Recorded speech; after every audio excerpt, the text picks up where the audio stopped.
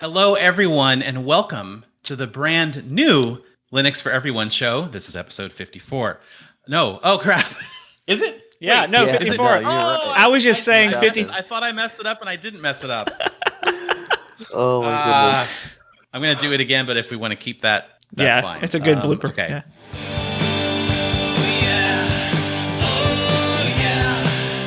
Hey, everybody. Welcome to the brand new Linux for Everyone show. With that being said, this is episode 54. I'll explain that in a second, but what I want to do first is introduce you to my brand new co-hosts, Jerry and Schykle. Hey, everyone. Oh, yeah. Of course. So awesome to have you guys here. Glad to be here. By way of quick introduction, and I'll let them speak a bit and introduce themselves. But by way of quick introduction, Jerry is the man behind the song Brain Dead. Yes. And the song Brain Dead is what most of you have heard at the end of every single Linux for Everyone podcast episode. And you've also heard it here and there on the YouTube channel. So he is the man behind that wonderful music. Got no places to be, no motivation for me. I am so brain dead. Ooh, yeah. Oh, yeah. And Schykle is, of course, the man behind everything Schykle. else. He's the man behind Schykle. He sometimes goes, what's your, can you show us your drink? Oh my goodness. Yeah, show us your drink. Who are you today?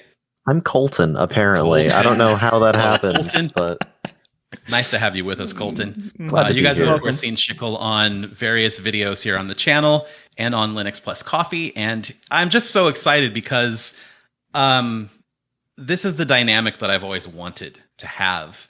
Every time that I guest host on another person's podcast, I enjoy it so much because it's just that free-flowing conversation. It doesn't have to be scripted. I don't have to just listen to myself talk the whole time. And that being said, I'm going to hand it over to Jerry. Just tell us, I don't know, some of your favorite things about technology or your favorite things about Cool. Linux and why you're Yeah. here and the meaning of life. Oh, cool. Yeah. No, nothing too major. Happy to be here. Man, like technology is, boy, I don't even know where to begin, Jason. I mean, I've worked in IT for over 15 some years. And so, I mean, I'm pretty consumed by technology on a daily basis. And kind of where Linux falls into that for me is like Linux to me has always been this really kind of ubiquitous thing that I love, and you don't even know it. So I used to teach high school technology, and so I would always talk about Linux, and I would tell my students, I ask, raise your hand if you've heard of Linux, and most of them, they were like, no, nobody would raise their hand. But then I would tell them, like, you've interacted with something every day you interact with things that like Linux pretty much runs. I'm like, it runs, it runs servers, it runs on our desktops, it runs in embedded devices. Like to me, like Linux is so ubiquitous, and that's like such an awesome thing to me. And that's why I love it so much, is like all the practical uses that that it has. Yeah, I mean, it's like Uber uses it, Netflix Right. uses it. It's just, like Sure. you said, I think ubiquitous is a great Yep. word for that, where it's really impacting so much of our lives and we just don't even know it most of the time. And so, that's kind of what brought me into the Linux world, into this community. And I'm just, I love the openness and the willingness to share and talk about really cool things that people are working on. Like to me, that's what I love about the Linux community, is like there's always people working on really, really cool stuff to make, from things like tiny robots to automate their coffee maker, or all the way up to like, big websites. Big web apps. Like I just love everything in between, and like everybody's always willing to just like talk about just the really cool stuff they're working on. And so, man, I'm super happy to be here. So I'm happy too, dude.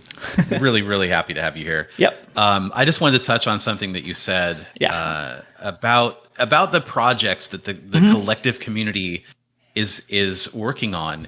I feel like if we did a show 3 times per day for the next 5 years. We would not cover even a fraction of all the cool stuff that people are making every single day. I mean, and in my 3 years doing this, covering Linux on various platforms, every single time that I talk about a certain app or a certain thing that I stumbled across that's neat, people who've been using Linux for 10, 15, 20 years are like, I've never heard of that before. And it just goes to show that it's such a wide-reaching community of creators, and like, you can't ever assume that everyone has heard of everything that's being worked on. And I love that because I love it because the sense of discovery never ends, you know? Absolutely. Schykle, same questions. I All do of be them. that boy. Now he didn't touch the meaning of life. I'll let that I one didn't. slide I'm going to for let this- that for one. this time. Okay. I didn't want to All touch right. that This one. time I'll let it slide, but we're going to get into it at some point.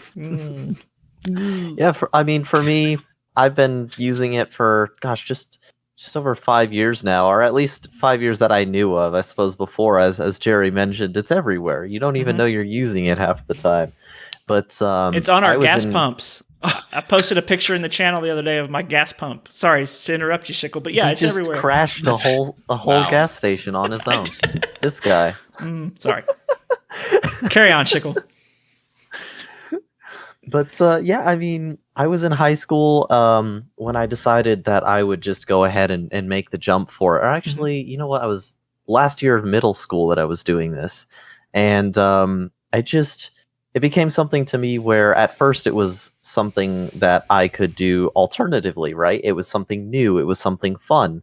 And the more I used it, it became more about being able to create or build or find solutions to any kind of problem that you have or thing you want to do.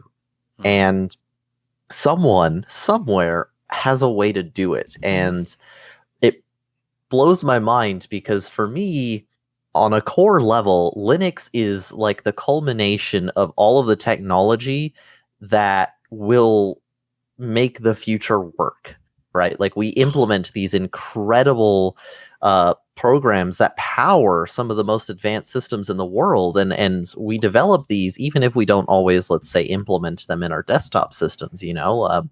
We've got snapshotting file systems with like inline compression, and we've got crazy powerful encryption stuff going on.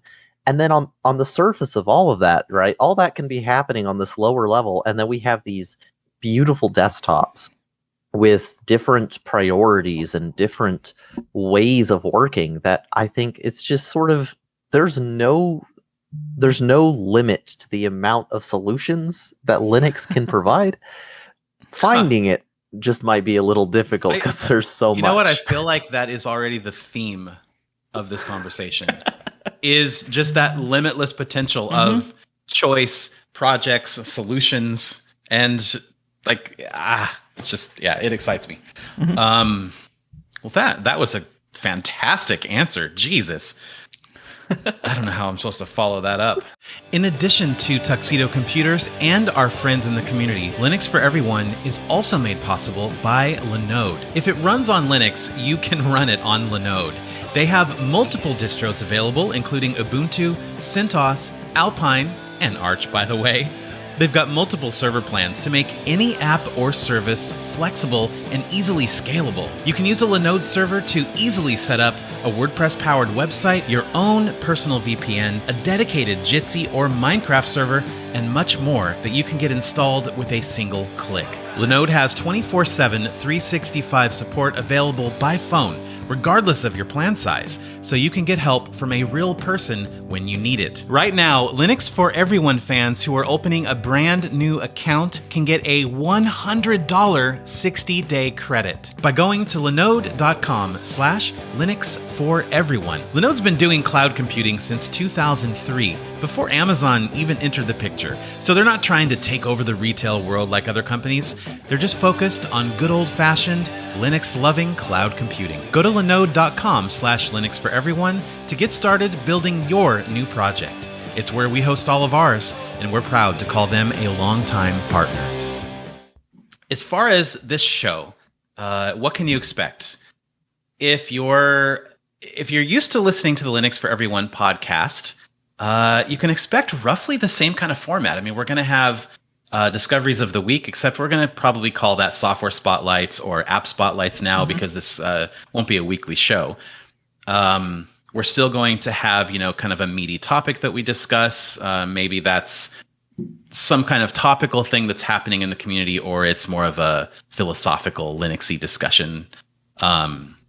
We will have a couple new segments like Tech for Everyone and Games for Everyone.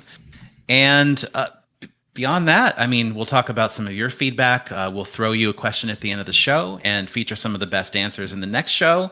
And beyond that, we're just kind of going to play it by ear. It's sort of like the rebirth of the Linux for Everyone show. So, yeah. I'd love to hear what each of you guys are working on as a hobby, a passion project, not work-related, not show-related, not anything that you are voluntarily working on to make your tech life or your home life better, if that makes sense. Okay. Who wants to go first? Definitely not me. Definitely not you. Well then, Scary. yeah, I'll hop in. We can rock paper scissors it if you want. 'Cause No, I got I'm good. stuff to talk about too. Yeah, I'm You good. Okay. Yeah, I'll hop in. So,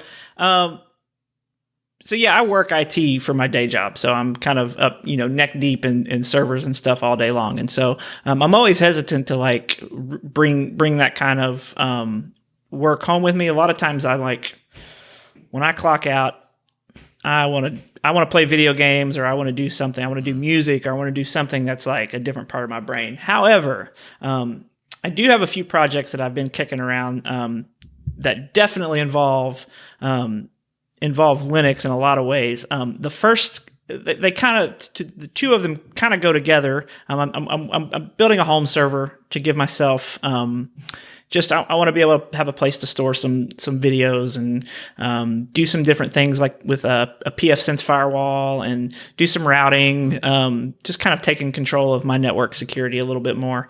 So that's kind of one thing, but also part of that is I want to have, I'm working on kind of a personal website.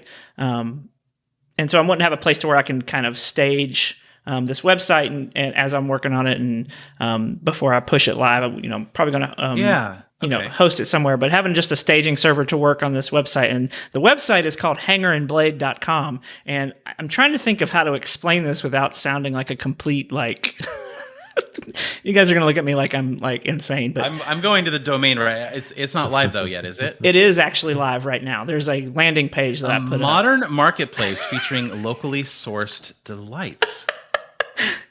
Okay, so you're gonna have to explain this. I am going to have to explain it. Yes. So me and one of my closest friends, we have this running gag that this is going to sound so ridiculous. We're probably the only ones that thinks this is funny whatsoever, but it's fine. You never know. It's this running gag. We have a shared note that we coming up with like these stores and shops that like you would see at like a pop-up hipster market, and they're always like one word, right? And they sell something very hyper specific. So like we started coming up with like these one word names, and then we would come up with what they sell. Like it's like a game, like it's just running bit. It's like a game that we come up with, and it makes us laugh a lot. And so like things like delve, that's a word that just sounds like right, like it's like some shop, and then it's like what do they sell? Equipment. That's no, diving equipment. Oh no! It's never anything that's related to the name. They sell. Oh, they sell homemade beef jerky in hand painted Altoid tins, right? Like it's like the most random. I know this sounds ridiculous. So no, what? But I'm laughing. I'm laughing. So I had the idea. I'm like, I'm definitely like. So my friend, she made this logo for it that has nothing to do with anything, but it just cracked us up because it was like a logo that you would see, and I'm like, well, I'm definitely going to have to buy the domain. So I bought the domain, and then that just sent us down this path. It's like, okay, well, like I've always wanted to build a website from scratch. like do the whole bit, HTML, CSS, learn some JavaScript, and like really You're not talking about like WordPress or No. Ghost or anything with any No. template. You're just from scratch, literally just all yes. code. Now, I mean, there would probably be some templates Sounds and some daunting. like it does. And Daunt, they sell handkerchiefs made of wool in patterns. No, I'm just kidding. No, so like I've wanted to like beef up I used to teach kids how to build websites using HTML and CSS. So I know a bit, but I want to like, this is a good project for me to start like really beefing up those skills. And so it's like, we're doing the whole bit. We're going to plan out like what the website looks like. I'm going to start building it. She's a photographer. She's going to start we're going to start prototyping things that they actually sell. Like we're going to take pictures of them and do my God. Product. You know what's going to happen, Jerry? In like 2 years, you guys are going to actually be selling these things. It's going to be like, Geek something. What was, Think Geek. Who is it was like Think Geek with their April Fool's products that eventually turned into actual products, right? It could be, yeah. It was like Razer with the toaster. I mean, who knows? You get enough demand. Why not? Do a Kickstarter and build the thing and sell it. Yeah. So, I mean, right now it's just a hilarious art installation that maybe we only think is funny, but we've got like 50 stores. And so we're going to come up with logos and color schemes and that's insane. Yeah. So I can't wait to see that. We'll definitely share it. That sounds it's amusing. It's really fun. Least. It's really fun. So that's kind of like, it's a big project, but that's kind of where I'm working. And then also kind of my newest thing that I'm working on, I got to give a shout out to Justin from the community, Optiplex Prime. He sent me Optiplex Prime. Yes, he sent me a ThinkPad X220. What a guy. So I'm, putting Linux on this thing and messing around with it and playing around. Can you show us like a side shot, a profile shot? It's chonky. Oh yeah, it's chonky. I love it. Yeah. The thing's indestructible though. It really knock is. someone out with that. It's like a brick. Yeah, we'll definitely wing it at someone if they try to come in on me. So anyway. Well, yes. Thank you, Justin. You're a good man. Was a unexpectedly incredible answer with the whole hangerandblade.com. Yep. I can't top that. I don't even know why I'm on this show, really. All right, so I'll go next. I'm going to break the rules because I guess the project that I'm working on is kind of work related, but it's also something that I'm doing to just further my own knowledge. Because I've for a long time I've been wanting to step a little bit outside the desktop Linux box and start to learn a little bit about server management, you know? And so what I'm doing is I'm using Linode, who sponsors a lot of the videos on this channel. And I am setting up a mail server and I'm setting up a discourse forum and I'm going to build a couple different websites all using their cloud instances with probably Ubuntu 2004 LTS. But the challenge for me is that I've never used the command line this much, right? Because I'm just SSHing into my new server and 75% of the time completely ruining everything and then nuking it and starting over and doing better, And so my first, I think it took me 3 tries to get mail in a box functioning properly, and it wasn't the configuration, it was all the DNS. Nightmare. It's always DNS. DNS stuff is just a nightmare for me to wrap my head around. But I am happy to say that I successfully got Jason at linuxtheworld.com working, and I could send and receive, and so that was like just a wonderful moment, that I felt like I kind of created this thing out of nothing, and that's what I want to be doing, kind of like you, Jerry. I want to go, well, you know what, maybe I'm not satisfied with my mail solution. Maybe I want just a more professional email address. Maybe I just want more control over my email activity. So eventually these will be, handed to you guys and handed to maybe some members of the community or whatever. But the other component of that is discourse, and that is completely ruining me. Like, I can't do it. I cannot do it.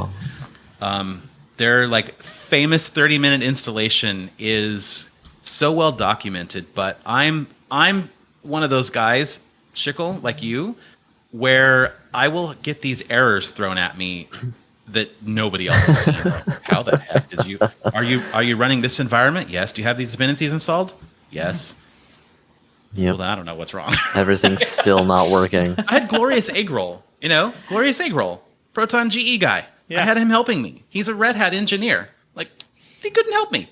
So that's all I got going on. There's tons of stuff I want to be doing, but not yet. I've got the I can't point at it. The Thalio back there has a bunch of new SSDs in it, just waiting for me to find some at-home server solution to start playing with. But yeah, I can help you with that. I'm having fun. I know you can, and I'm gonna get your help, and we're gonna talk about it. But yeah, I'm having fun just kind of spinning up stuff on Linode and building things and learning how to manage servers and make stuff work. Hopefully, fingers crossed. How about you, dude? Oh, I've been on a weird roll lately because, as everybody probably knows, I embrace Google a lot, maybe too much. It's kind of like a weird embrace, like it lasts a few seconds too long and you're not really sure what it means. And so I'm going through a weird split with Google right now. I'm trying to just give less of myself. Are you doing like the walk of shame home or something? Is that what's happening? It's a little bit, like I've got my heels in my hand and it's just sort of, I'm just kind of stumbling about, It's been good, but it's been a little challenging. One thing that I've discovered is that a lot of sites don't like it when you use a VPN for all of your traffic. So like Disney Plus just doesn't work. It just does not like me. And I'm like, okay, well, I guess I'm just not going to use Disney Plus. And that's a sacrifice I don't expect people to make because like there's a lot of good content on that. I don't expect people to dump that, but I also feel like I've so willingly given so much data, like every time I make a single move online, that like I want to find ways to reduce it and maybe be able to like find easier ways to do it so that way I can help other people. Oh, that's the goal trick, for me, isn't it? Easier. Exactly. Is the big $1 million hat trick. Yeah. That seems impossible. I mean, I think we're going to talk about this later on, but is there anything specifically that you're doing right now? Just like one thing to kind of pursue that goal a little bit? Yeah. Right now, my focus has been on my email, actually. So I rather like Proton Mail for my email solution, but like I have Gmail for just about everything. Like even my Outlook mail forwards directly to my Gmail. So yeah, it's not great because I get emails from, let's say, my doctor that go to my Gmail. I get emails from lawyers that go to my Gmail. And while nothing I do is particularly something where I'm worried about the government coming after me or anything like that, but it's just things that maybe they don't necessarily need to be open to learning algorithms and other things because they're not particularly relevant to like who I am. They're just things that happen to be happening in my life. And so I'm trying to I've been looking at a couple of options that essentially create email addresses that forward to your email address. Like burners, kind of? Like Kind burner of. emails, That you could just cut off at any moment, right? So Huh. you get all the mail, but it's very similar to what Apple has done with their Apple ID sign-in or create thing that you don't have to share your email address with them. It creates a sort of a randomized email address that you can cut off at any time. And the benefit of this particular thing for me is that one, anytime I sign up for any service, that email address doesn't get added to whatever spam list they decide to sell to. Yeah. But the other thing is too is that I could just cut it off at any point and I don't have to worry about that. So That sounds really nice, actually. It is, and there's a Really, couple of really nice. options I've found, and the goal for me is to have something that's platform independent. Because at the moment, I don't have any Apple devices. Otherwise, I probably would be using it. Is But that? I'm sorry to interrupt you, but is that yeah, what you like so much about Gmail? Is just that it's everywhere, or yes, is it more of the functionality of the apps, or is it just that it's no matter what you're on, you can get to it? it's honestly a little bit of both, and Mhm. part of it has to do with my long-standing reliance on Chrome. Is that I would basically just sign into my Google account, and everything was connected. Yeah, Like yeah. YouTube, Gmail, all of my notes, my Google Docs, my Google Drive, and anytime I've had Android for I think the longest amount of time out of anything I've used. Anytime I create a sign in, on my phone, it just automatically creates it through Google. I don't need a password. I don't need any of that. But But it that's also like terrifying in a way. exactly. Because I It's- have very little control over like how I manage that. If I lose access to my Google account, I'm basically screwed. oh, wow. So yeah. so a lot of this stuff that I'm trying to do with my email, like it definitely does tie into like every other aspect of just how convenient Google is. And I don't dislike Google. Like their services are incredible. Their products, like they may not always do things the best way, like a million different chat apps over and over again, just dying. But Yeah. boy, do they create some really good things from time to time. And I just, Well, if you throw enough at the wall, something will stick. All right. Yeah. Or All the right. wall will break. R.I.P. Google Wave. yeah. Oh. I loved Google Wave. I'm sorry, I really did. I did. Me too.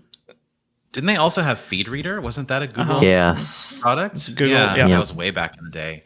But I mean, love them or hate them, whether you think Google is diabolical or just genius, I mean, there's something to be said about having a strong ecosystem, and that's what makes it so difficult to pull away.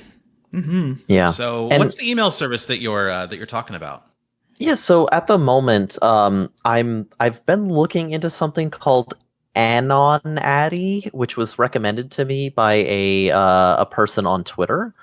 And it seems pretty nice. It's free like for a certain amount, but then there's like there's premium versions of it, because essentially it is a service that they offer, right? It's not something that you host locally. They have to do the mail forwarding and all that.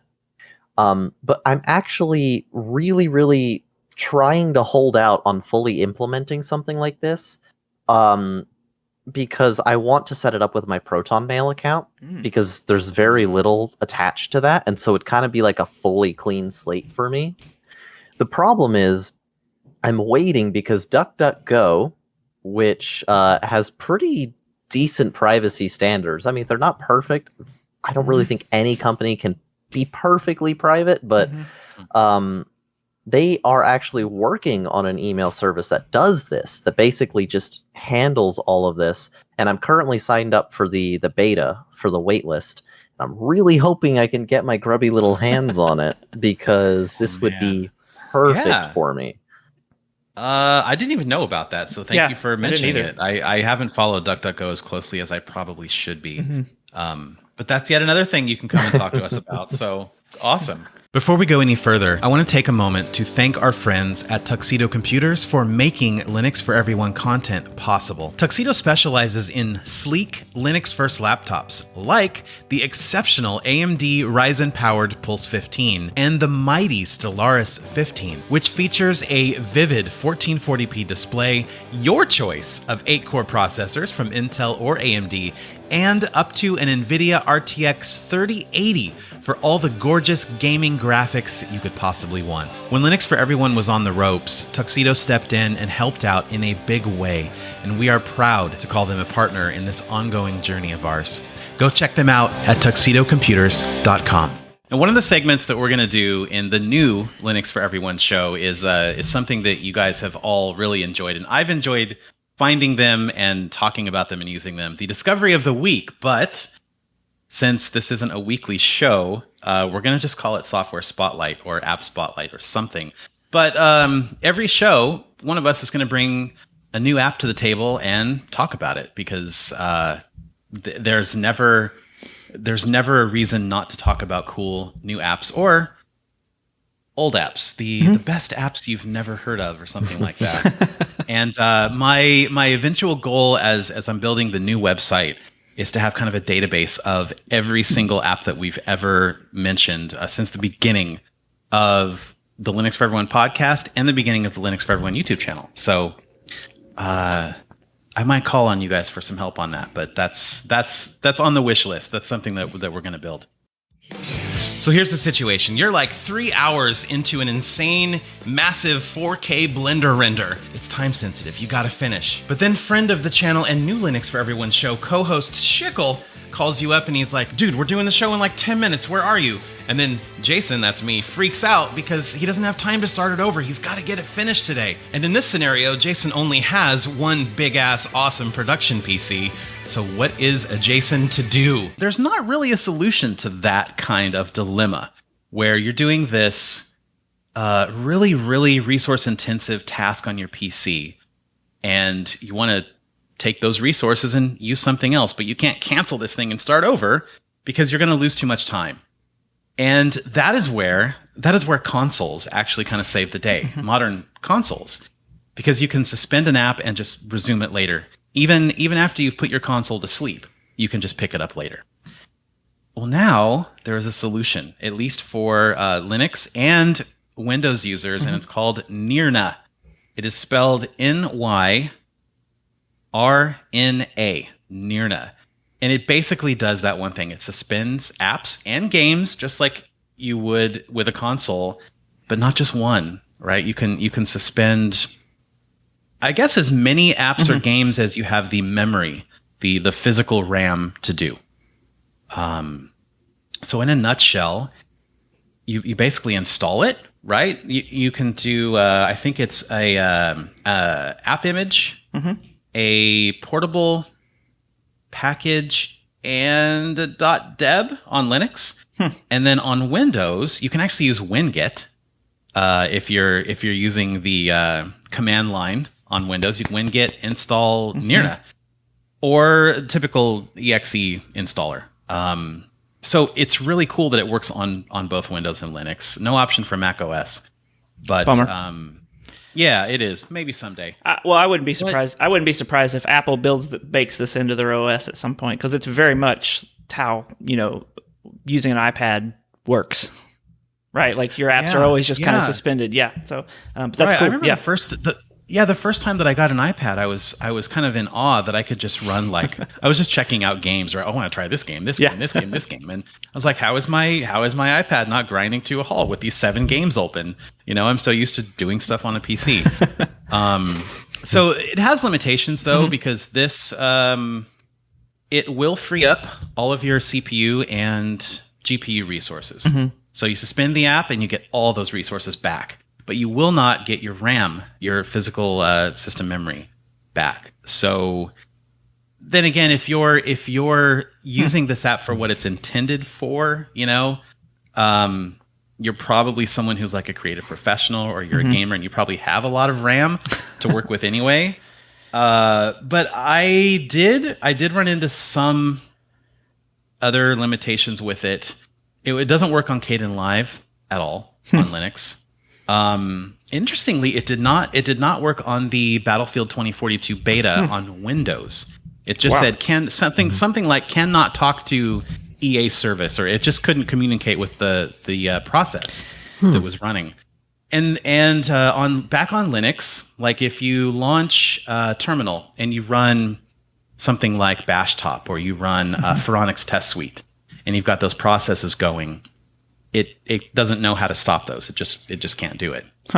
So it has some limitations, and I think the limitation is like if something like Kdenlive spawns another service like Melt when you're actually when you're actually rendering down your video, the way that Kdenlive spawns that, it's not like an easily traceable child process or something. So NYRNA doesn't know how to address it. So it's it's very much a work in progress, but it's a super useful idea, and it's kind of it's kind of an app that I didn't realize I needed until now. Yeah, that's super But, cool.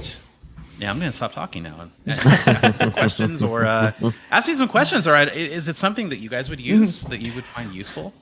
I think so. I think I'm curious about the RAM limitation. Why does it? So when you're freezing the process, is it storing kind of the state in RAM? Is that why it doesn't free up RAM? Is that kind of how it works? I believe that's what it's doing. Right. So Makes a lot of sense.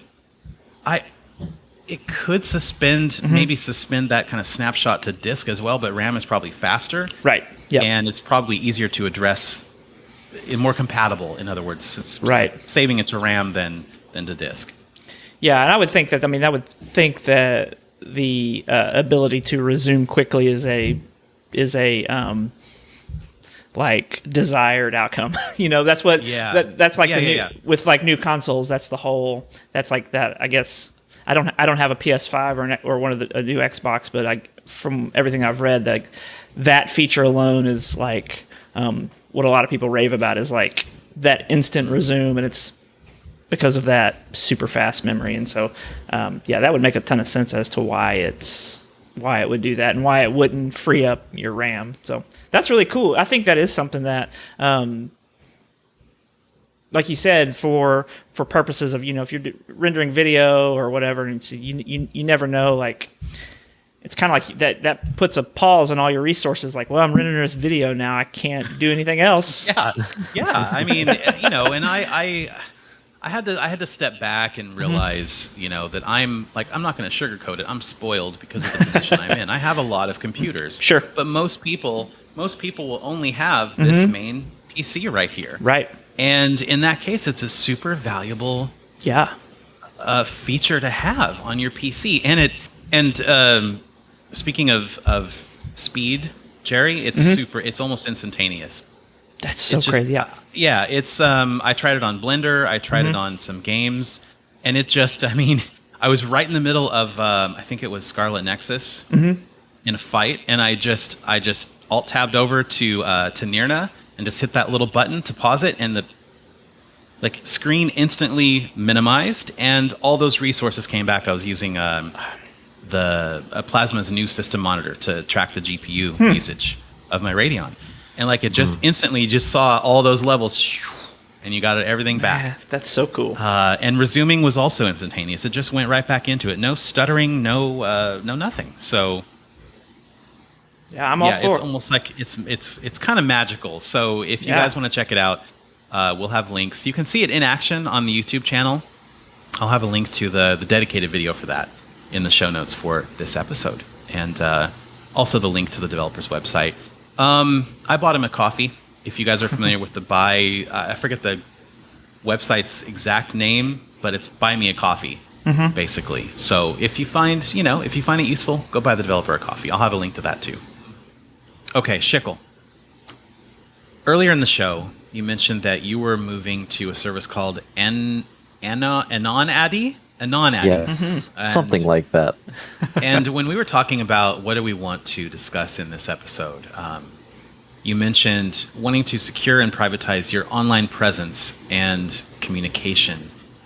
And before we really get into that, I want to ask you what prompted you to want to do that? That's a really good question, actually. And I've had a couple of other people ask me as well, because historically I've been very friendly with Google and Microsoft and Apple, because the conveniences they offer are really pretty great, I mean, it's nice to literally just be able to talk to your computer and it just do what you want it to do. It's handy. But a lot of stuff has been going on lately, and I've been sort of reading up on how important the data about you, or the data about your data, is. And it kind of just got me thinking more about it, right? I've never been unconscious that a lot of personal data gets taken anytime you use Google services or products, but it's not really bothered me. But I think seeing the people around me be completely unaware of just how much it impacts them without them realizing it sort of makes me want to try and find ways to reduce that. And through that process, find ways to help reduce it for the people around me. So part of it is for myself, because maybe I want to not be in that sort of filter bubble. But at the same time, I also want to make sure that my friends and my family can be safe and private as well. I think that they should at least be aware of options and have good options presented to them. So that's the main goal for me, is really just finding those things that allow me to make a choice rather than just kind of assuming the most convenient option. Yeah, I mean, wouldn't it be nice though if those alternatives were also introducing some convenience into your life? They weren't so obscure to set up and difficult to use and things like that. You know what's been prompting me, what's been scaring me is you hear about this a lot. You think that it's maybe paranoia or it's a coincidence. But I have seen way too much evidence in the last few months to chalk it up as coincidence. And I'm talking, of course, about ads miraculously appearing on YouTube or, the AdSense ads that follow you around the web or maybe on Facebook about things that you're verbally talking about with your phone nearby, and you are confident that you've never, say, texted that to someone on WhatsApp or Messenger or a DM on Twitter. You're confident that that has never happened. And I started this thread on Twitter, and people just came out of the woodwork saying, yeah, that's absolutely happened to me. We tested it here. And then someone sent me an article at Vice where they actually put that to the test with iPhones, I think. This is before iOS 14.5 came out, that introduced kind of the what is it, Jerry? They introduced for the ad. So it's the opt-in. Like you can request that apps don't follow you around. I think is that the feature you're talking about? Yeah. So yeah. Just basically. It's essentially like a security. I forget what they call it, but yeah, added extra security features that pretty much make apps and services be explicit when they are tracking you or asking you for information. So, and this is and the reason that what they've implemented is somewhat working is that Facebook is really pissed off. Yeah, they're mad about it. Yeah. So you know it's working, right? Serving the intended purpose. But anyway, it's not paranoia to me. It's not coincidence. Like I know that it's. Sometimes it feels like someone is just like sitting on my couch. A stranger is just sitting on my couch. And after I'll have a conversation with my wife or something, they'll just kind of like pop up and go, hey, you know what you should buy? Yeah. Yep. It's pretty scary, man. Schykle, I like the convenience factor. And for so long, I have not been motivated because the convenience outweighed the intrusion of privacy, I guess, if I want to be honest about it. But now I'm sitting here thinking about what does this data that's been collected about me look like in 10 years? What does it look like in 15 years? Like it's it everything. Just seems like the threat and the privacy invasion is just going to get worse and worse and worse. So as years go on. Even beyond the fact that it feels like your microphones, like your services are listening to you when you're talking, like that's really scary. I don't like, I read that Vice article, super interesting. I don't know if, like I'm on the fence on whether I think they actually are listening. I think there's definitely evidence to show that it is. Because I've had the exact same thing happen. Like you talk about something and it feels like the next day you're getting pinged with ads for it. But Reply All, I don't know if you guys are familiar with that podcast. They did an episode on this a while back, and it was super interesting. And even beyond the fact that maybe these services are listening to us, Facebook, for example, what they actually are doing is almost scarier because they have this whole shadow footprint of like your persona online and who you're connected with. And they know so much about what you like, what your preferences are, you know. And then that extends out to your like immediate friends and family. They know all about what they like and where they go and where they travel. And so there's an example they use in the podcast of like somebody's mom was traveling to see them, and Facebook knew that she was traveling to see them, and so or knew that she was traveling to the city where these people lived, and started showing the people that lived in that city that knew her ads for things that she likes. Like that's bonkers. That is bonkers. Like that it knows that much about you. And you're right. Like it's like, to me, that's worse than, maybe not worse. It's almost as bad as it listening to you, right? Because it has this whole like mountains and mountains of data built up about you and your friends and your likes and your family and all of this stuff. And the fact that it can piece all of that together and show you relevant ads is convenient, but also incredibly scary.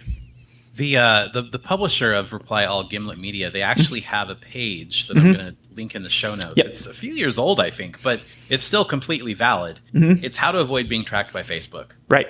And that is a gold mine of information there. But yeah, you're right. I remember when this episode came out, there was a website where you could actually find out what Facebook knows about you. Yep. And it's frighteningly detailed. Like, for example, I'm just going to throw stuff out there. Like you're a previously divorced father of two who's lived in California and here and there, and you like rock music and you have friends that are into this and you frequently go to this place. It's just like, oh my God. That's why that data gets into the wrong hands.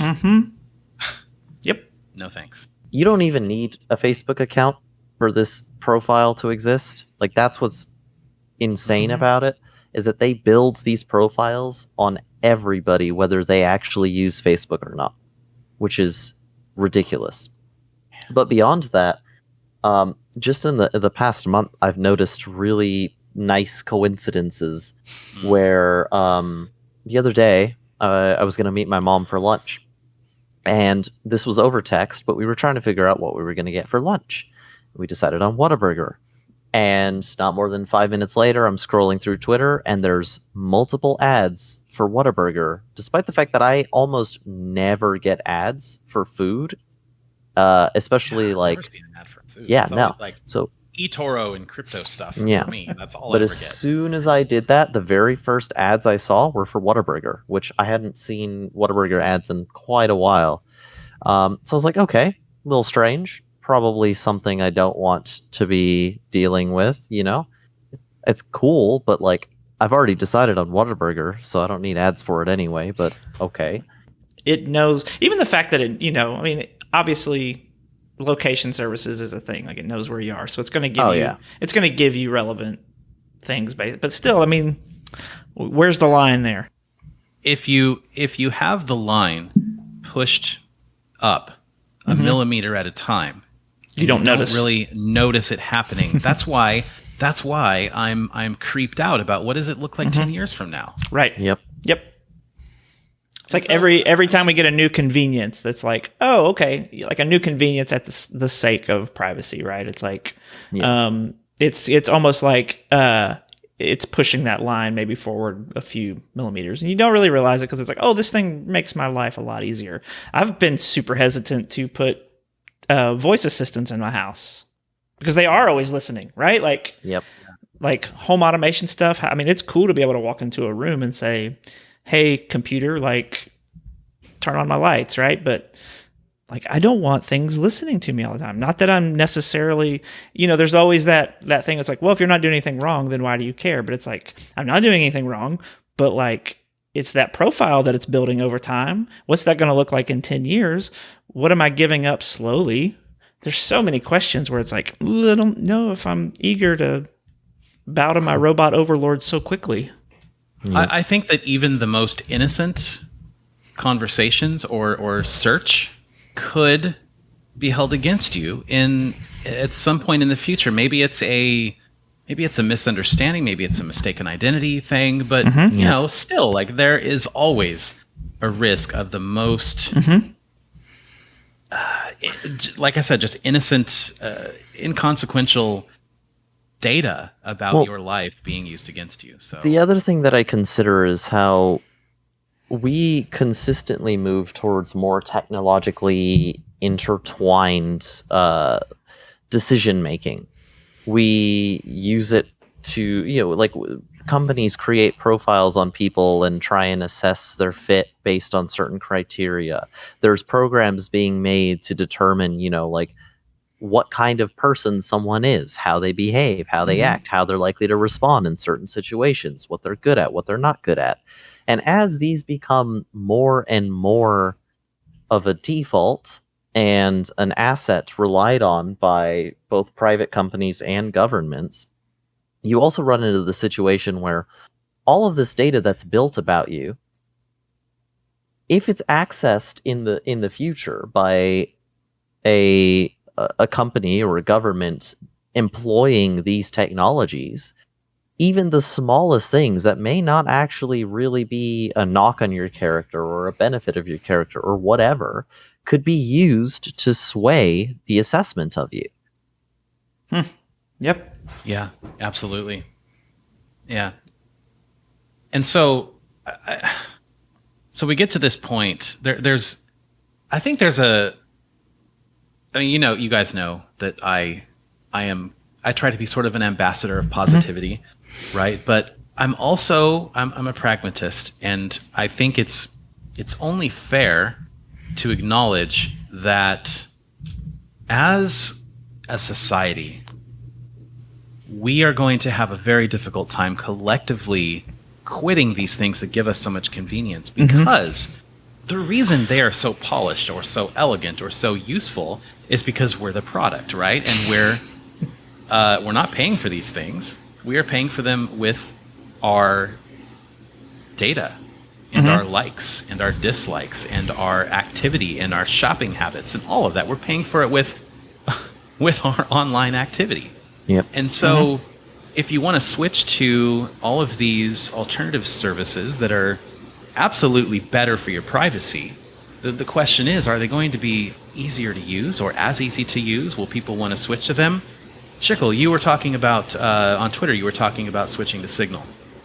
Yeah. Or Session, actually. Session, sorry. But Signal's great. A Session is actually based on Signal. But the question is, like, if I wanted to do that, could I bring all my friends and family over to that? Not really. There's no way. There's no way. That's never going to happen. Yep. Yep. That's the eternal conundrum. Yep. Yeah. So in addition to figuring out, okay, how do I do-Google my life? What are the alternatives to these products that are less privacy invasive or not privacy invasive at all? Hopefully. We also have to figure out that big conundrum. It is like, I'm sorry, gang, but at some point, we've got to fork over the money. We've got to be willing to pay for these alternatives with our money so that they can be as convenient and useful as the things that we want to quit using. Right? Am I crazy? That's going to have to happen. Not at all. There's always a cost associated with any kind of service or transaction. And that cost just varies based on whatever the business model of the company providing it is. It's kind of difficult too, because I genuinely dislike the saying if it's free or what was it, if it's free or the product or something like that, because I don't think it's actually realistic. I think it's totally possible to have things that don't cost money that doesn't make you the product. But the reality of it is that a lot of these companies have different priorities. And those priorities aren't in line with your privacy. They're in line with just providing the service and finding ways to make you stay on it. That's just how it works, because that's how they survive. But one thing I've noticed, it's always been the hardest thing that I think pushes people away from seeking out private alternatives to communications or other services, is actually my friends aren't using it. But the one thing that I've sort of noticed is that if I try and treat something instead of it being a replacement for something else, if I treat it like something new, then the result is the same. If I join a new platform, none of my friends are on it anyway. But over time, I build those connections. Some friends move on to those connections, and that becomes a platform that's part of my life. So you are playing a part in helping those people transition away from what Exactly. they're using. Maybe it won't be 100% success rate, but you're still making a difference there. Exactly. And the goal really is just to sort of to show that, like, if these alternatives can deliver experiences that are desirable while preventing it from being a massive data hole, then you kind of win on both fronts, right? Like I absolutely will not be able to get most of my friends to use Signal or Session. It's just, but I've also found that a surprising number of my contacts already have it. I've joined Signal at one point, and I saw a few of my coworkers were on there. I was like, oh, that's super interesting and pretty nice. But that also raises another concern: is that why does a private and secure application show me who else I know is using that application? Doesn't that degrade? That's a really, really good observation. Yeah. Doesn't that sort of degrade Isn't that sort their of an invasion privacy? of their privacy? Exactly. Yeah. Wow, I never thought about it that way. I wonder if those are. I wonder if those are like opt-in settings or something. Most people it's just the don't. default. It's just the default. Yeah. Yeah. They're opt-out settings. They're opt-out. Yeah, opt-out settings. That's what I meant. Was opt-out. Yeah. But opt-out is always the worst. It is. Interesting Yes. thing is too is that like with Signal, I think you can disable it, but apps like Telegram, which are very often regarded to as, you know, like private secure messengers and this and that, but like Telegram doesn't let you opt out of it, and Telegram also doesn't even encrypt your messages by default. Like normal DMs are just normal DMs. There's no encryption on them. So the fact that you'd have to manually create an encrypted chat, a lot of the people I've spoken to just assume it's the default. It is not. It is not. It should be, but it is not. Years of so many conversations on there too. I mean, nothing that I'm, scared of or anything, but still. Yeah. Most of it's open entirely. So when I was having this conversation on Twitter about the phone freak out, about me swearing that my microphone was spying on me and all that, a company stepped in smartly, I guess, as some companies will do, and they said, "Hey, have you heard about us?" And so they're called NitroKey, and they specialize in basically securing your digital life. They have they have the Nitro Key, which is a USB key, Nitro Pad, Nitro PC, the Nextbox, Nitro Chat. Like, they have an entire suite of hardware and software. And so they suggested this product of theirs called the Nitro Phone. Right now, it's the first generation Nitro Phone. And they have this is really interesting. So there's a quote from Edward Snowden. And he says, "If I were configuring a smartphone today, I would use Graphene OS as the base operating system, which is basically like a super hardened and super de-Googled version of Android. And he says, I would desolder the microphones." And so that is exactly what this company is doing. They are taking a Google Pixel 4a, so that's 2 generations old now. Yeah. Maybe they're due for an upgrade cycle, I'm not sure. But what it is they take the Google Pixel 4a, they install Graphene OS on it, and they give you the option of literally uninstalling, physically removing the microphone and all the accelerometer sensors, so that there is no microphone on the device. If you want to have any kind of audio communication, you have to use a pair of headphones. And so, they have all these, obviously a lot of benefits to something like that, where, you get protection from spyware and zero-day exploits and physical tamper protection, a great great type of device for someone who's maybe a journalist and doesn't want to ever risk being spied on in any capacity or tracked or anything. So, no tracking, no Google, all kinds of bullet points. You can check it out at nitrokey.com.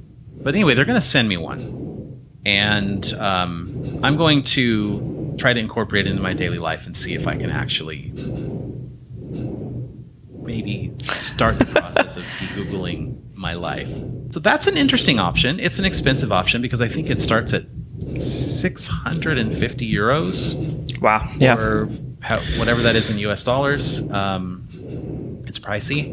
And then it's another I think 200 euros for them to remove the sensors in the microphone before they ship it out to you. So it's pricey, but if we've learned anything from purism, it's that people are willing to pay for that. So I will have it hopefully in the next couple of weeks, and I'll let you guys know my that's super cool experience with it. Yeah. So that's one thing. But what else do you guys think is out there that we could incorporate into our lives? This is an area where I'm not, admittedly, not doing a whole lot. I mean, I have an iPhone, and I've been an iPhone user since I think the iPhone 3G. I've dabbled with Android devices here and there, but always come back to the iPhone. To me, it serves my needs. I get a lot of crap about Apple stuff, but it's like I am in that ecosystem, and it's great, right? Like even on the phone, like that's just I've purchased a lot of apps over the years, and I'm happy to be in that ecosystem. And I do feel like Apple.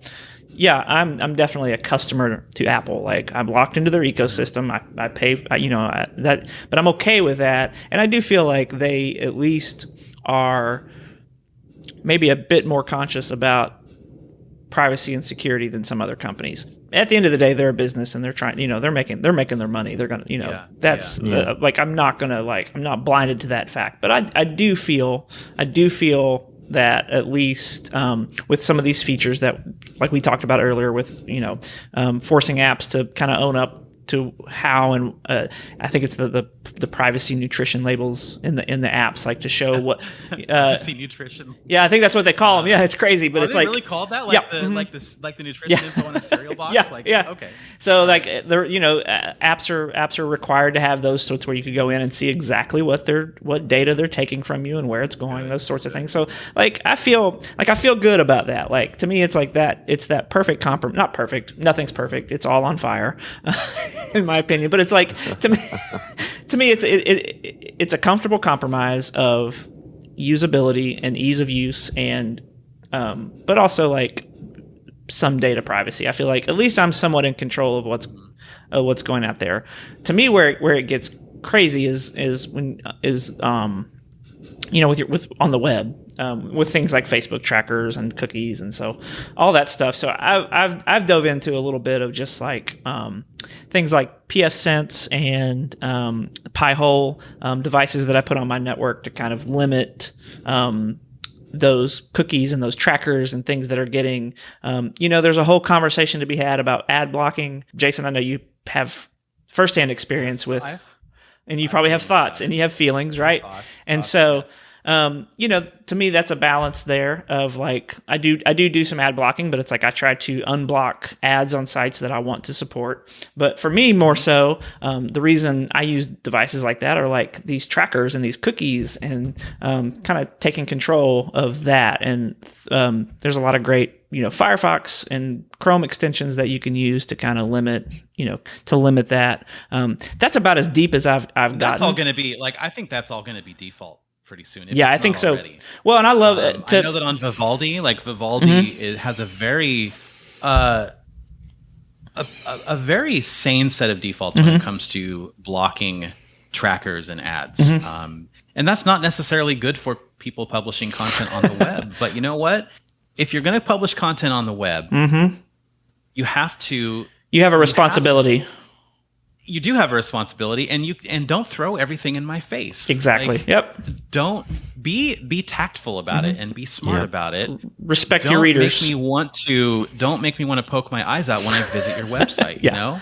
Yep. Like I love Yeah. the way the Guardian has this little blurb at the end of every article. Hey, we'd like to ask you a favor. You know, if you can support us for like Yeah. $1 a month or something. And then you go to somewhere like Forbes, and it's like auto playing video up here. Scroll down, the video follows you down here, Yeah. and you've got like the same ad 3 times on the sidebar, and then you've got multiple ads between paragraphs, and it's like, I can't even tell this what is the not going to get me Yeah. to pay you for. This is not going to make me pay a subscription No. to get away from this paywall. It's going to make me close the site and look at somewhere else. go somewhere else. Exactly. Yep. Anyway, tangent. Yeah, but things like that, and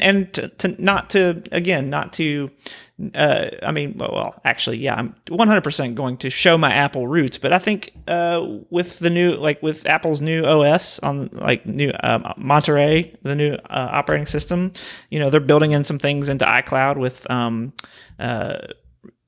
almost like a built-in VPN that routes your traffic to where it's untraceable.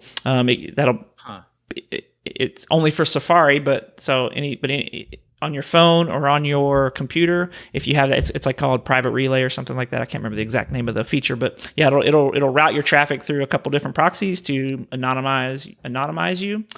Yeah, it's super cool. Yeah, it's super. So you have to be.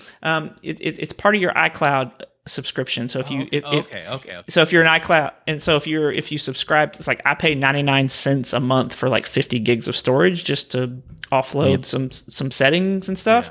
And so I have access to it, and it works pretty well. I mean it messes with some geolocation stuff, and again, it's like there's some conveniences that it screws with, but at the same time, it's like that's a feature that they're building into their OS that's pretty cool. And Schykle, I think you had touched on it. If you use the login with Apple feature, it'll anonymize your email address. I feel like Apple has the user's best privacy interests at heart when compared to Android and Windows. Yep. I feel like they do it better. I don't have a data set to prove that. Nope. But it's just my experience and talking to other people. And so I feel like regardless of how you feel about the company, I think that they do a pretty decent job compared to the other huge operating systems on the market at keeping your interests you know what I'm saying. Yeah. No, I think you're right. Sorry, Schykle, go ahead. I was just gonna say, I think on top of that, one of the biggest points in that favor is that by default they're like this. Whereas with Android, for example, I'm still not even done trying to get to the same level that I have on iOS by default. It's just the amount of things that are enabled to just grab any kind of data possible and send it off to whatever company's asking for it by default without even checking is kind of mind-blowing. Whereas on iOS, sometimes it's a little annoying to constantly accept and allow things and read things, but at least I'm making a more conscious decision about it, and it's not something that's just there all the time without even checking first. I just came across an article that says Google is tracking you on 86% of the top 50,000 websites on the planet. Yep. Facebook is only tracking you on 36 to 40% or something. The place, I'm not going to say where I found this article, but the website where I found this article, there were 25 trackers prevented from profiling. Wow. Yeah. And that's a small number. Sometimes when I look at Safari's or DuckDuckGo, you can track that with DuckDuckGo as well. Yep. I've seen up to 76 trackers on one website. Just bananas. And that's probably just on first load where everything draws in. It's not even considering what gets constantly loaded in the background every time you scroll through a page. And that's just the initial hit. Also, I'd like to point out this privacy reduction thing with cookies and trackers and all that, it's not even just about privacy. If you think about efficiency and you think about the energy wasted on a global scale for all of these machines to process and load and networks to send this data, sure, it's relatively minuscule on one device, but with billions of devices worldwide, how much energy do you think is being used just to personalize things for people in the background and serve ads? Energy and bandwidth and and storage and that's couple that. God, I've never thought about that. Couple that with with cryptocurrency, and it's like that's why we're killing our planet. Woo! This Right? is a super uplifting episode of Linux for everyone, ladies and gentlemen. But this topic is so broad and so important that we're never going to be able to tackle it in one episode or 10 or 20 or maybe an entire podcast series. Yeah, we're just touching the tip of the iceberg here for sure. Yeah, very, very definitely. thin iceberg, but I feel like we should have this conversation on an ongoing basis. We should motivate each other if we want to. As hosts of this show, like we should motivate each other to try new things, maybe talk about the pros and cons of them, to encourage our audience to take small steps. Because By the way, Jason, I'm taking baby steps here. Tiny changes. You brought up like showing the trackers, being able to see the trackers with things like Safari, but like just to like highlight that, because I think that's somewhat relatively new in something like Safari, but it's also not present in most browsers, is actively showing you what's happening with your traffic. And it's another point, I think, on Apple's level, but I think that's a huge thing, is that you don't even care if you have no idea what's going on. Huh. That's Putting something. That's something that Pi-hole shows you, doesn't it, Yep. Jerry? Yep. Yeah, you can get stats you know and what? see. I need to- You can get all kinds of detailed I need stats. to do that. Yeah, I need it's to do that. I might hit you up for some advice on getting that started, because I've got I think a Raspberry Pi 3 just sitting in my closet that I've never used it. That's what I'm running mine on is a Raspberry Pi 3, and it couldn't be easier to get going. And you'll nice. like Does it are there any cons? I mean, are there any detrimental effects to your network traffic or the things you can access? So from a speed standpoint, no. I have not noticed any detriment. I even tested it out, just running some. Nothing too scientific, but running some different speed tests. And from a speed standpoint, and actually web pages and everything seem like they load, like my overall browsing experience is better. Now, you do run across, depending on how strict you set some of your settings, like clicking on when you do like a Google search, and sometimes like if you're searching for a product and some of the first links will be like Amazon links or ads, those will get blocked. Those will get that, right? yeah. You may want that, but sometimes those will get blocked. There's I've had to go in at times if trying to access maybe something work related, or sometimes a URL will get hit. I've had to go in and maybe whitelist some things if maybe images weren't showing properly, but that's so few and far between. Like it really is mostly plug and play, and you can go as deep with it as you want. It's super, super, super easy to configure and set up and get going. So we can pop some links to in the show notes to just documentation in the website for people that are interested in setting it up. But no, it's super, super, super handy to do. I think I've got to do a video on that. It's long overdue. I know a lot of people know about it, but I would like to have that firsthand experience of it's great. And showing people how to do it. I didn't have it when I got into my new place. I didn't have it for like the first 2 weeks, and I'm like could not get it set back up fast enough, just because of like the browsing experience is like, just for those websites that are just like hound you with so many ads, like it's like, man, I don't even see that stuff anymore. And it's like, there's some active participation on my behalf for like websites that I do want to support by seeing their ads. So I'll go in and whitelist those websites. Ah, okay. You know, like I said, it's that's I think that's a whole different topic of discussion about ads and ad blocking and that sort of thing. But It is. We can, yeah. and we could probably tackle that sometime. But as I said, as like I try to be an active participant and like things that I know I want to support, unblock those. But it has made my home network experience so much better. Hopefully by the time we are here again, all three of us, I can tell you guys about my Nitrophone experience. Oh, yes.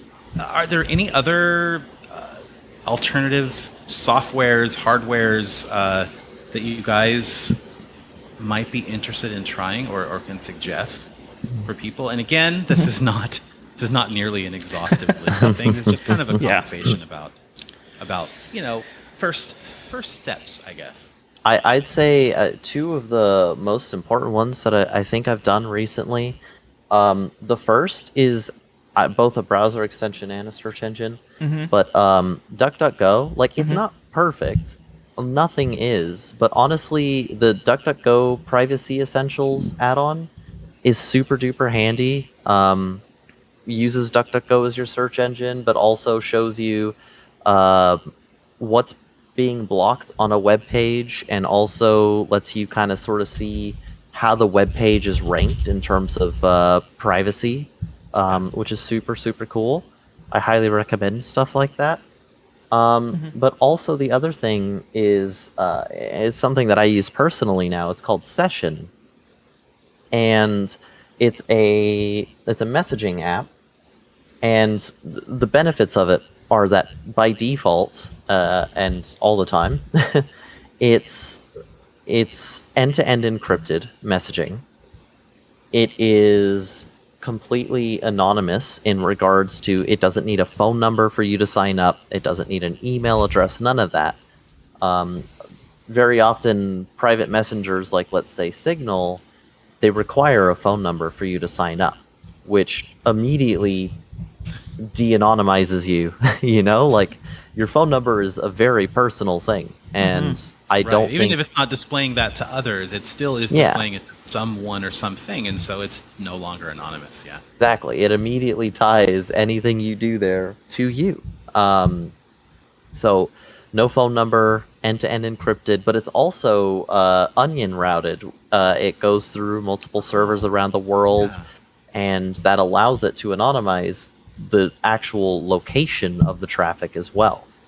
So what a perfect application. Pretty cool. For that, because you don't need. I mean, when you're doing something like that, it's going to affect. It's going to increase latency and it's going to affect your speed. But with a messaging app, it's really not something that you can detect. So yeah, that's exactly. a good application for. So I highly recommend it. It's pretty easy, in my opinion, to get set up with. I mean, the only thing that's different from it from like a standard messenger is that you have like a recovery key to keep track of. So if you use like Bitwarden or something, that's a safe place to store it because that's encrypted, or just something that group chat. Can you have group chats? It does have group chat support. Okay. Yep. And you can also have encrypted group chats. Okay. Well, that was a good talk. And I'm scared. No, it is that's the first feeling that I have when I think about the steps that I should be taking to have a more private life online. I'm scared. I'm scared. I'm scared both because it's daunting and because I have grown so used to the conveniences of certain things like Google Photos. I love Google Photos. I love just snapping a picture and having a backup of it. I don't like the fact that Google Photos knows who my wife is and who my dog is and where I've been and all that stuff. And so we all have to get to a point where we have to come to terms with what we're comfortable with, and we have to accept it. If we have to be honest with ourselves and say, you know what, I am willing to give up that convenience factor to have a more private life online, or just be honest with yourself and say you're not. Either way, more power to you. But I'm not sure where I'm at yet. I think that there's certain things I want to do and certain things I want to keep. But I don't know if that's the proper way to really do it, you know? Yeah. I don't know if I'm still at risk of having all that data collected and, you know, used against me for the next 10 or 15 years, or I don't know, man. It's the one thing that I will say, and I'll just reiterate what I said earlier, is that I think that we should at least explore alternatives, alternative hardware and alternative software that isn't invading our privacy all the time, and we should be willing to pay for them. Yep. And I think Absolutely. I think that goes hand. It's okay to have a bit of healthy skeptical fear of what's being gathered on you. I mean, you don't live in, you know, obviously you don't want to live in that fear paranoia state, but it's like, yeah, it brings an awareness, right? Though, like it brings an awareness of like what's going on, and you can make tiny changes to your digital lifestyle that maybe slowly start to chip away at that and get you closer to that comfortable line to where, you know, of privacy. Comfortable line. That comfortable line that we know isn't going to be pushed up on us a millimeter right, at a time. exactly, Yeah. of privacy and Jerry, convenience. well Yes. said. Cool. Well, we also want to hear from you guys, from the community, and from people who are in a position to help with this privacy battle. So, something that we're going to do on a regular basis here is called Community Voice. I've done that a few times on the old Linux for Everyone shows, but I want to basically get your feedback on a certain topic, and then we'll play it back. If it's a video, we'll play it. If it's an email, we'll read it. Whatever. But I want to hear from you guys, what do you think is the easiest step for people to take to start their journey of better online privacy? Not maybe the best, but the easiest first step for people to take. And if you are working at a company who is making one of those products, we want to hear from you too, and maybe we can get you on the show, or maybe you can just send us an email with some suggestions or whatever. So everyone in this battle, in this journey, want to hear from you guys. Linux for Everyone at pm.me is the email. That's Linux for Everyone at Proton Mail. So Linux for Everyone at pm.me, and Jerry can maybe flash that across the screen or something. Well, we'll have it in the show notes, of course, with every episode too. So get in touch with us. Let us know your thoughts on this. Yep. And I think we just knocked out Linux for I Everyone. think, number 50. therefore, I so. am. I think we've done it, That was gentlemen. awesome. That was fun. We have done it. Assuming after this is funny. This is kind of funny. Maybe a little bit ironic after spending an episode talking about online privacy. Where can everyone find you guys online? Nowhere. Jason, Absolutely not. Absolutely nowhere. No, I mean, for me, best place to find me is twitter.com/Jerry Morrison, just my name. So that's typically where I will interact the most. You could find me on Twitter, twitter.com/Schykle. But I'm kind of everywhere. I write stuff on Medium, so if you want to find me on Medium, I'm Schykle there. I've also got I'd say Mastodon, but I haven't logged in a while. Yeah, a long time, very long. But if you want to see my pictures, I do like very amateur photography.